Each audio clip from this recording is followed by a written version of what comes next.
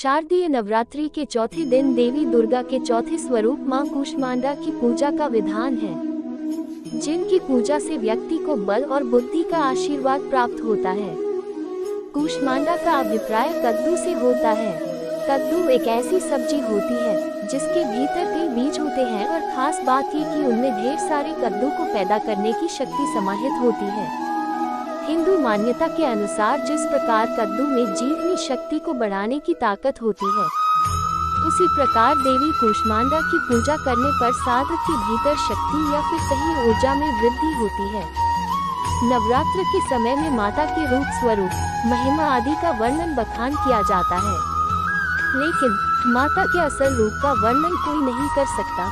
वह क्या है, क्या नहीं, इसकी वास्तविकता कोई नहीं जानता। जो कुछ भी थोड़ा बहुत कुछ जानता है, वह या तो बहुत कम है या फिर कुछ है ही नहीं। जैसे कि अगर ये बताया जाए कि कृष्ण ही काली के अवतार हैं, तो सहसा आप भरोसा नहीं करेंगे, क्योंकि हम यही जानते हैं कि कृष्णावतार भगवान विष्णु का 8वां अवतार है।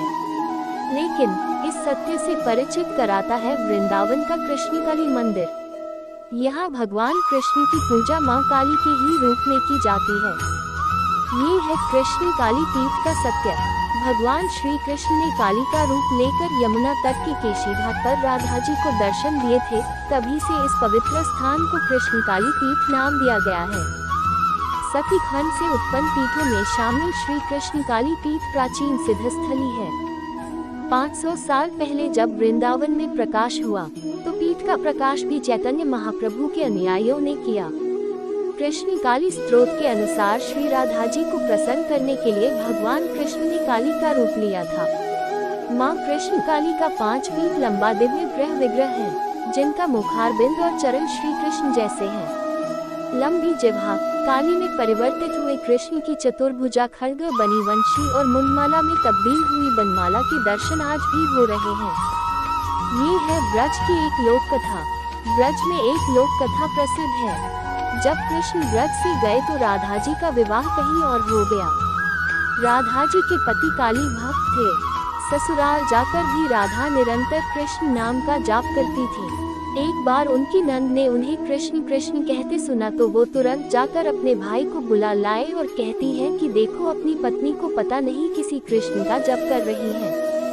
जब राधा जी के पति अंदर आए तो उन्होंने ध्यान से सुना तो उन्हें सुनाई दिया कि राधा जी महाकाली महाकाली के नाम का जप कर रही हैं। वो कृष्णा कृष्णा कृष्णम्मा कह रही हैं। इस तरह नाम पड़ा श्यामा काली। उन्होंने अपनी बहन को डांटा कि आप मेरी पत्नी पर लांछन क्यों लगा रही हैं? ये तो मेरी काली माँ का नाम जप रही है। नंद को आश्चर्य हुआ कि ये कैसे हो गया। मैं गई तब तो कृष्ण नाम था, अब महाकाली कैसे हो गया? तब राधा रानी ने माँ काली से उनकी लाज बचने के लिए धन्यवाद किया, क्योंकि असल में तो राधा जी भगवान कृष्ण का ही जप कर रही थी, पर माँ काली की सहायता से वो दोनों कृष्ण नाम को काली समझ बैठे। बस उस दिन से माँ काली को भी भगवान कृष्ण का नाम मिल गया और उनको भी कृष्ण का ही स्वरूप माने जाने लगा। इसलिए आज बंगाल में जब भक्त मां काली के दर्शन करने जाते हैं तो जयकारे में कहते हैं, जय मां श्यामा काली।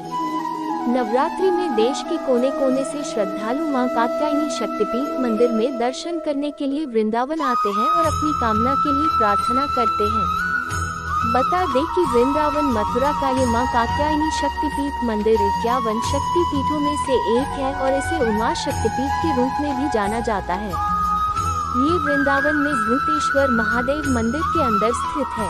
वृंदावन धाम के मंदिर में मां कात्यायनी शक्तिपीठ देखने लायक है। इसी स्थान पर माता सती के केश गिरे थे और ये शक्तिपीठ भगवान श्री कृष्ण की जन्मभूमि मथुरा से 12 किलोमीटर दूर वृंदावन में स्थित है।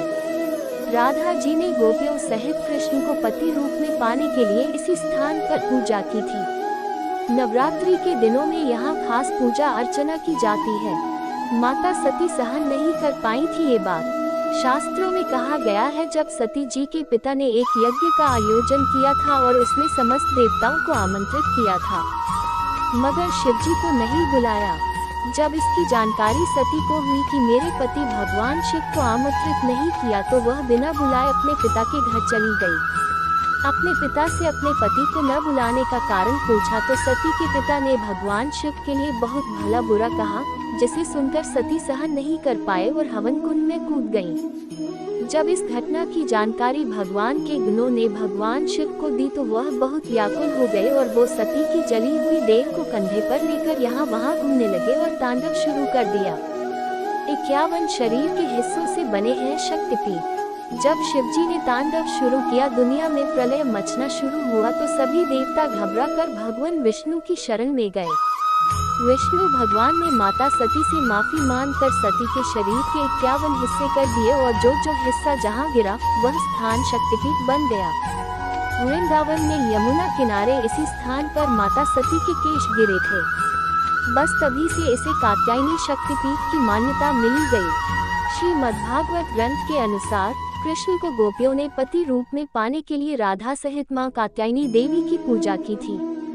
बस तभी से लेकर आज तक यहाँ आकार कुंवारी लड़कियां माता सती से अपनी इच्छानुसार वर प्राप्ति के लिए मन्नतें मांगती हैं। यहाँ भक्त हजारों की संख्या में आकर मां का आशीर्वाद लेते हैं।